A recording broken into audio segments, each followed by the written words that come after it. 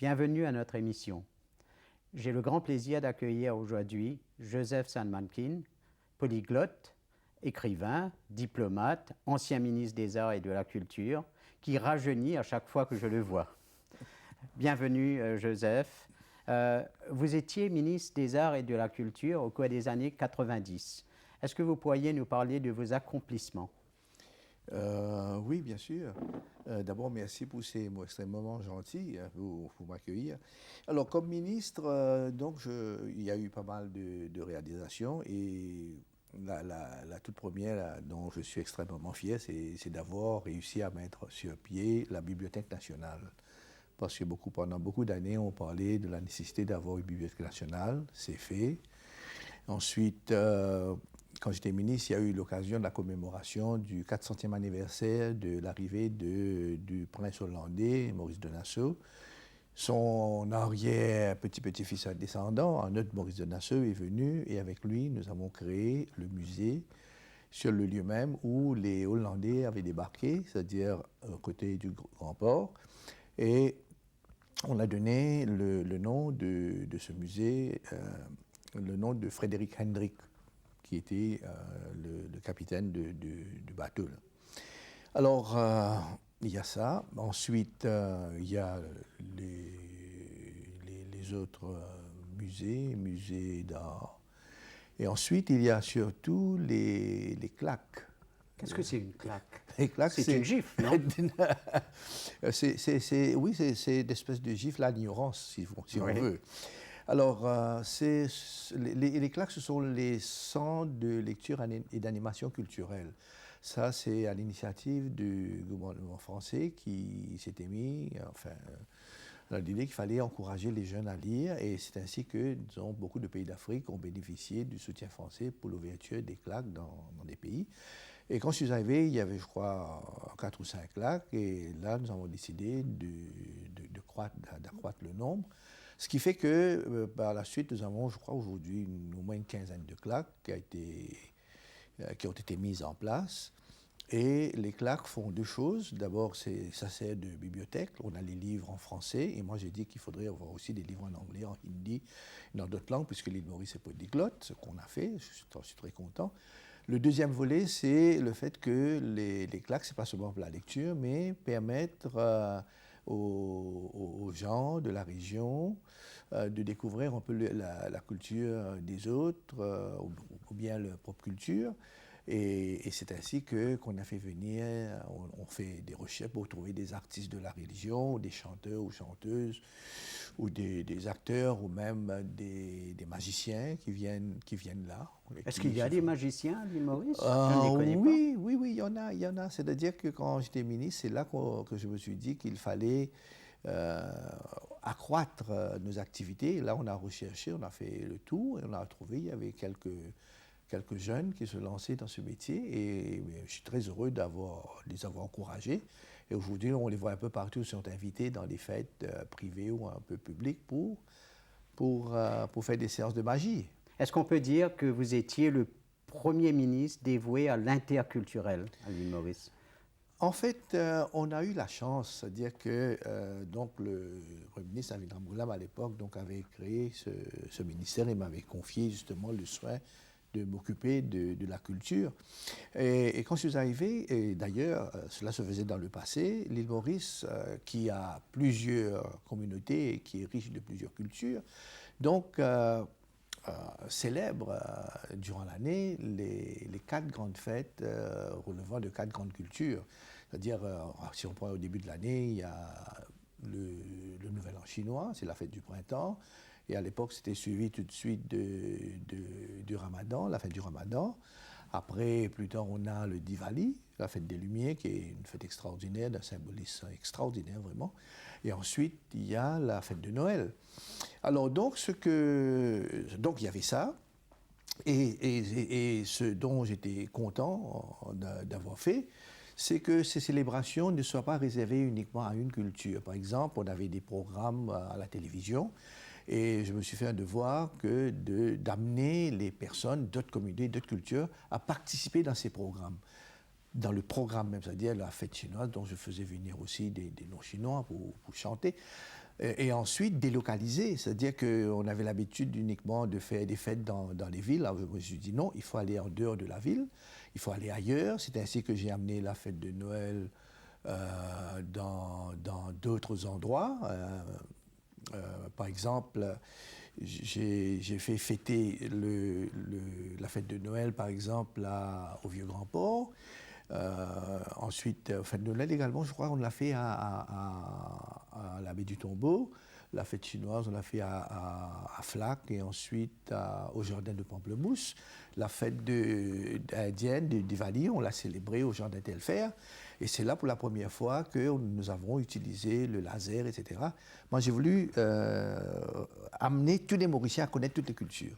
Vous êtes donc un grand Mauricien, un grand patriote, et vous étiez diplomate à vos heures.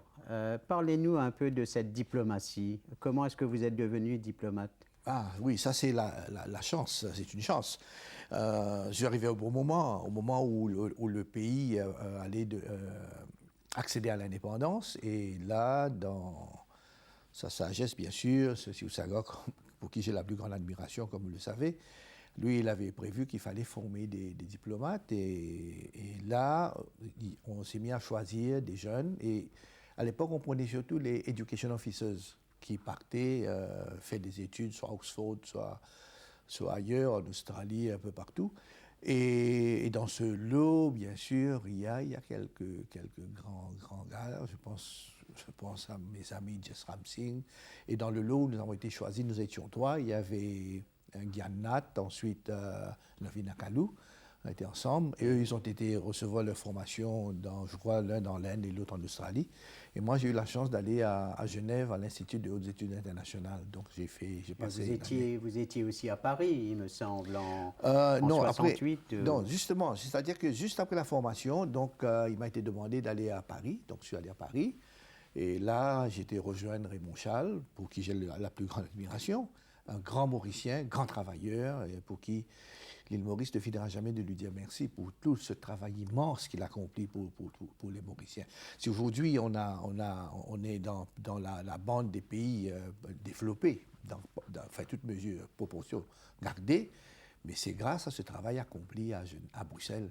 Je peux Et dire. vous allez publier un livre très bientôt sur Charles, Oui, il me semble. Exact, c'est exact. Ce livre, c'est Destin croisé auprès de Raymond Chal.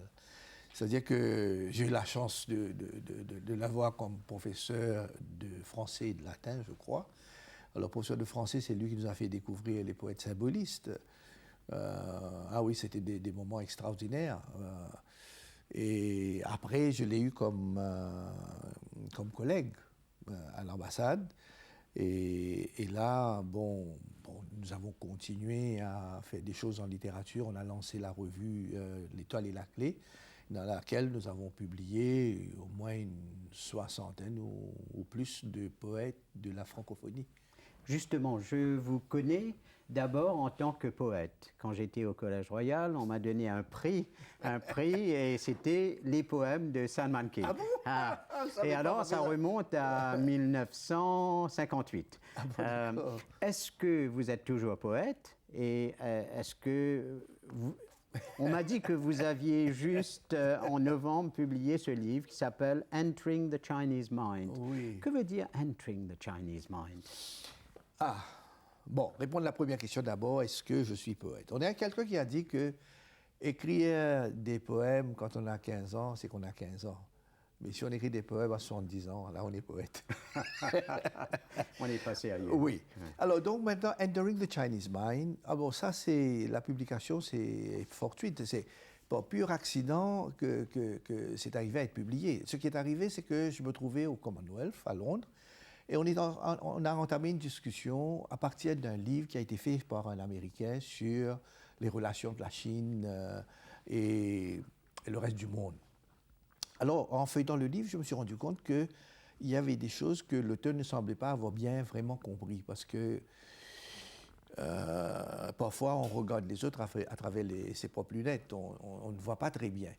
Mais nous, Mauriciens, pas moi seul, tous les Mauriciens, nous avons cette chance unique de pouvoir voir nos propres cultures à travers les yeux des autres. Ce qui fait que, étant Mauricien, je peux comprendre la culture chinoise avec un regard européen. Et quand je regarde la culture européenne, je peux comprendre à partir du regard chinois. C'est-à-dire que nous, à Maurice, on a une double vue. On n'est pas à l'intérieur. Il y a cette distanciation. On peut être en dehors et voir du dehors ce que c'est. Et c'est ainsi que j'ai compris. Alors, quand j'ai dit que le gars a dit des choses qui ne sont pas tout à fait exactes, je ne dis pas qu'ils soient fausses, mais tout est dans les nuances, parce que c'est un prof d'université, c'est pas un imbécile, il sait de quoi il parle. Mais seulement, il y a des nuances. Tout se joue dans les nuances. Il n'y a pas de noir et blanc, dans le gris, la grisaille. Alors, il y avait des petites nuances. Alors là, j'ai dit... Bon. Et là, on m'a dit, mais toi, tu sais pas, qu'est-ce que tu dis? Bon, j'ai dit, bon, j'ai illustré en lisant un des petits poèmes que j'avais publiés. Et là, la dame m'a dit, mais la directrice du Commonwealth là-bas, elle m'a dit, mais ça, il faudrait publier et les distribuer parmi les diplomates dans les ministères des Affaires étrangères pour qu'on puisse arriver à mieux comprendre l'esprit chinois, parce qu'on doit traiter avec eux aujourd'hui, on ne les connaît pas, on ne comprend pas. Alors là, je suis rentré, je me suis attelé à la tâche, je me suis mis à écrire les autres. Alors, et après, ce texte devait être publié depuis 18 mois. Mais pourquoi est-ce que l'esprit chinois est si mystérieux, si difficile à comprendre? Moi, je vous comprends parfaitement. Est-ce que vous êtes plus mauricien que chinois ou plus chinois que mauricien? Moi, j'ai tout ça en moi. Le mauricien, le chinois, le créole, l'indien, parce que je me sens tellement bien. Si on me demandait de vivre dans un pays monolingue, monoculturel, je serais malheureux. Alors donc, je vais en Chine, je suis très content, la nourriture, la famille, parce que j'ai cousins et neveux là-bas, ils parlent une seule langue, une seule culture, c'est très bien là-bas. Mais au bout de quelques temps, j'ai besoin à nouveau de bouger. Ah oui. J'ai besoin de bouger. Je ne peux pas enfermer dans une seule culture. Donc l'île Maurice, pour vous, c'est ce laboratoire humain extraordinaire, extraordinaire. Les Mauriciens ne se rendent pas compte. Moi, je vois souvent tous ces des bagarres, des histoires. On perd du temps alors qu'on a autour de nous des richesses qu'on laisse de côté, on n'en profite pas. Vous savez quelle chance qu'on a ici à Maurice? C'est ce que Malcolm de Chazal a dit. Et je pense que vous avez beaucoup d'admiration pour Malcolm. Et pourquoi pas? C'est un génie, un homme extraordinaire, un colosse. Vous l'avez connu personnellement? Oui, je l'ai connu. Et oui, bon, ça c'est extraordinaire parce que du temps, j'avais, je crois, 15 ans. J'habitais Port-Louis et les matins, parfois, j'allais marcher au Champ de Mars, tôt le matin avec des amis. Et un jour, on se voit, Malcolm de Chazal. Bon, moi, j'ai dit, bon, ce célèbre personnage, je suis allé vers lui pour... Alors, il m'a regardé comme ça, il m'a dit, vous êtes qui? Alors, donc, vous voulez me parler? Comme ça, il me disait, mais non, qui va parler? C'est vous, c'est moi? C'est moi. À ce moment-là, il a commencé à parler. Il avait toujours son petit chapeau sur la tête. Il croyait que vous étiez une fleur, parce qu'il parle de fleurs. Alors, et là, il me parle de sa découverte d'un jeune poète dont j'ai oublié le nom, qui venait de publier un livre de poésie, dont je me souviens bien des premiers vers dans ce poème. Il écrit sur une banane. J'ai plus une banane, l'odeur m'exalte. Alors pour Malcolm de Chazal, c'était un poème extraordinaire. Il dit voilà, parce que ce gars-là, c'est pas simplement un poème intellectuel sorti de sa tête, mais c'est vécu, c'est senti. Donc ce gars est quelqu'un qui sent et quelqu'un qui est près de la vérité. Mais revenons à San Mankin. Oui. Il a écrit un très beau poème sur l'île Maurice en 1968 pour l'indépendance de l'île. Est-ce que vous pourriez le lire et nous expliquer les circonstances dans lesquelles vous avez écrit ce poème? Oui, c'est-à-dire que je me trouvais justement à Genève pour les études dont je parlais tout à l'heure, à l'Institut de hautes études internationales. Et là on savait que l'île Maurice devenait indépendante le 12 mars. Et je me suis déplacé, j'ai pris l'avion de Genève pour aller à Londres célébrer l'indépendance avec la Haute Commission et tous les Mauriciens. Parce qu'à Genève, il y avait peu de Mauriciens, donc je suis allé là-bas.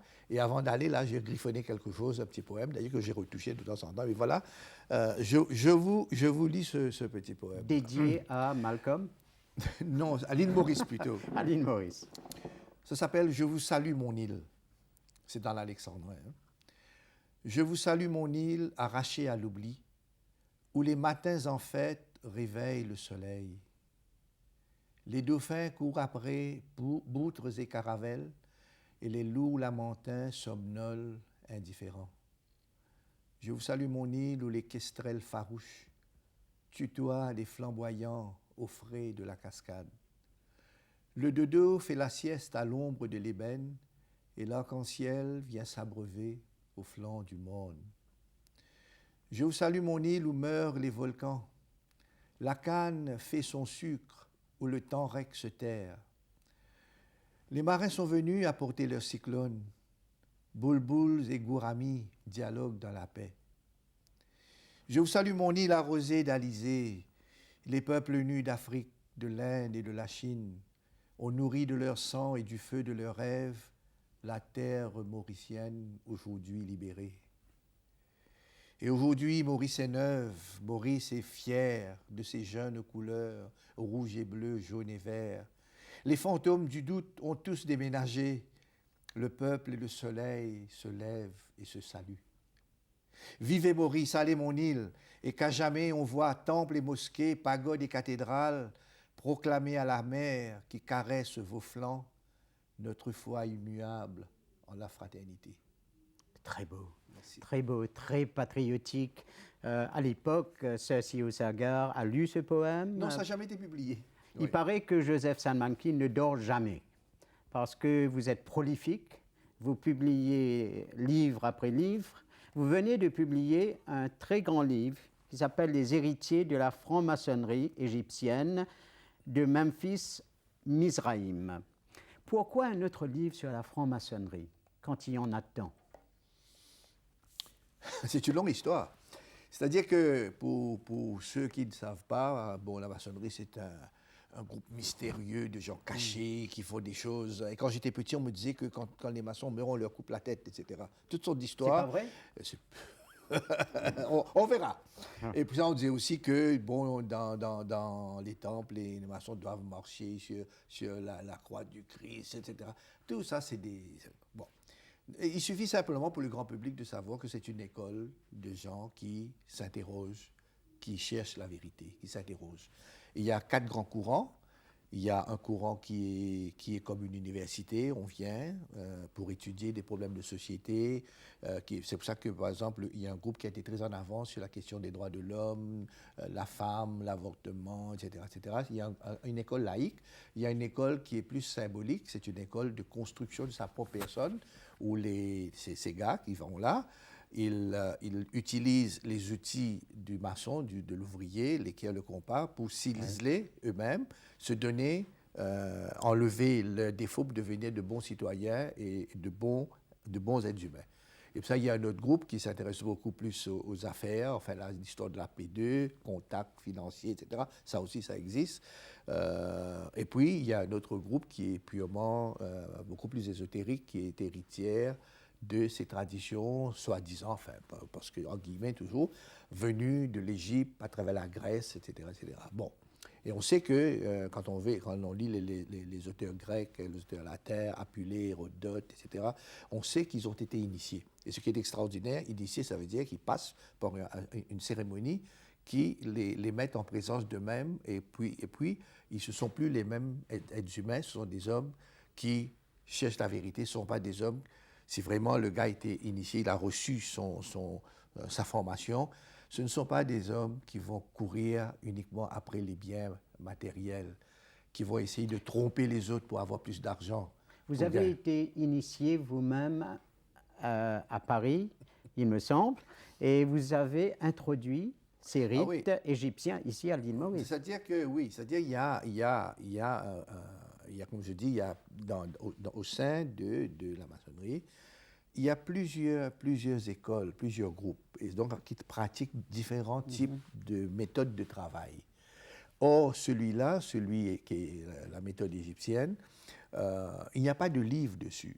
Il y a des livres qui donnent une version de l'histoire en France et d'autres histoires en Belgique, ou bien on doit un petit bout aux États-Unis, il y a un autre petit bout en Australie, un autre bout en Allemagne, l'autre en Espagne. Alors moi, je dis, bon, je voulais avoir une vue d'ensemble, puisqu'il n'existe pas.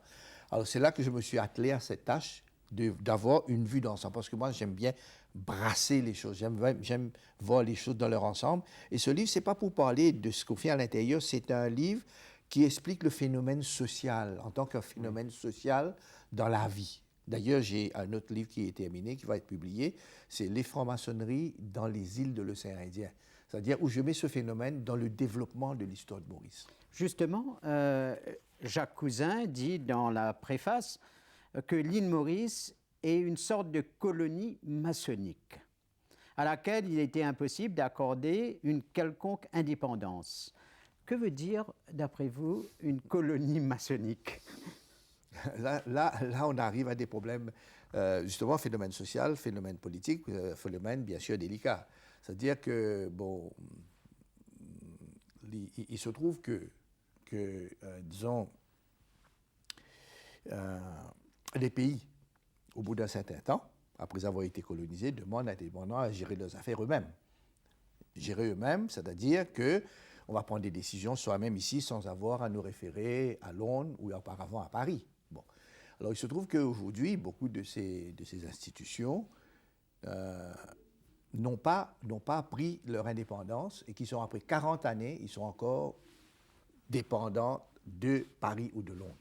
Alors là, ce qui est assez gênant, c'est que quand on regarde l'Afrique, on a beau dire, les Africains,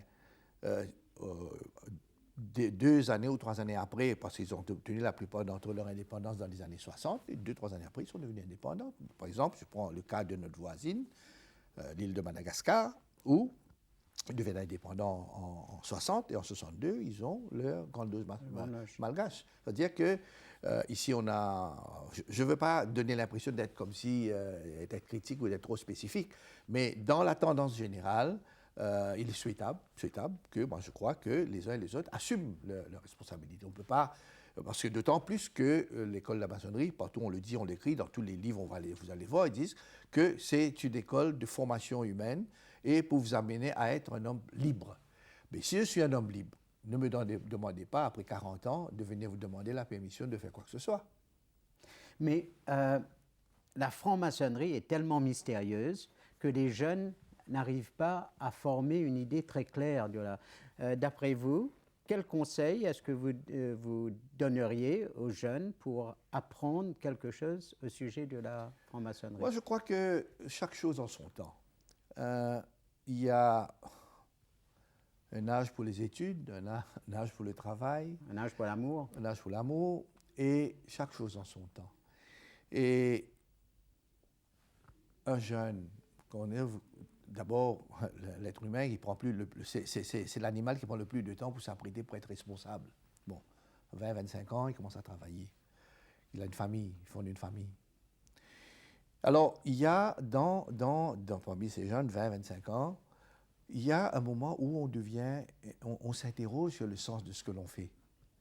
Ça sert à quoi? J'ai mes enfants, bon, je vais m'occuper d'eux, j'ai ça, mais après, qu'est-ce qu'il y a après? J'ai une femme que j'aime bien, j'ai des enfants que j'aime bien, j'ai une famille autour de moi que j'aime bien, mais il se trouve qu'à un moment donné, l'être humain s'interroge sur le sens de sa vie. Exactement.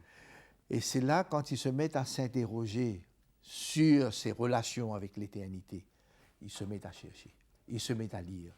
Et inévitablement, il va aboutir à une école, je ne dis pas maçonnique, à une école ésotérique, parce que les écoles existent dans tous les pays.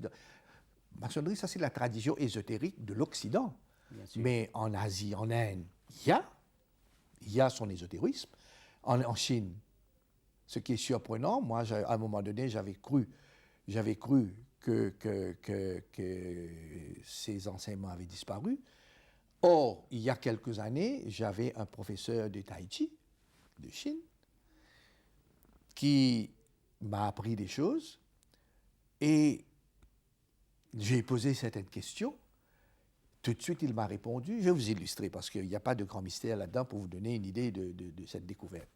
Vous savez que quand vous regardez les statues, les représentations des divinités ou des pharaons, tout de suite, les deux mains, ils s'adressent à un soleil, au soleil. et les deux mains, on voit ça, par le soleil. Bon. Mais pour nous, profanes, qui ne lisons pas l'égyptien, qui ne déchiffrons pas les hiéroglyphes, on regarde ce geste. C'est un geste comme ça. Mais Ça a un sens. c'est pas tout. Le professeur de Tai Chi, grand maître, il me dit, vous faites comme ça vis-à-vis du soleil. Vous envoyez votre chi, votre souffle, prana. Vous l'envoyez, il revient vers vous. Et attendez. Donc ça veut dire que quand on a perdu la langue, pas hébraïque, la langue égyptienne, et on voit que les images, il y a quelque chose de tradition orale qui a disparu. Or ici, quand il m'a dit ça, j'ai vu cette reconnexion et je lui ai posé la question, je lui ai dit, mais est-ce que vous le faites vis-à-vis de la Lune? Il me dit, bien sûr. Quand je vous parle là, j'ai des frissons parce que ses yeux se sont éclairés. Et il est allé plus loin, il me dit aussi les étoiles, l'univers. Alors là, j'ai senti, et puis ça, il y a autre chose là. Et voilà, une conversation avec Joseph Salmankin nous emmène vers l'univers, vers les étoiles, vers la réflexion, vers la pensée, vers le monde de la franc-maçonnerie, vers les sonnets et la poésie. Et j'espère que vous allez mettre à exécution vos projets pour l'année prochaine, pour cette année, et que nous aurons le grand plaisir de vous accueillir de nouveau pour parler des nouveaux livres. Et encore une fois, merci Joseph d'être venu aujourd'hui. Merci à vous d'avoir eu l'occasion de bavarder. Merci.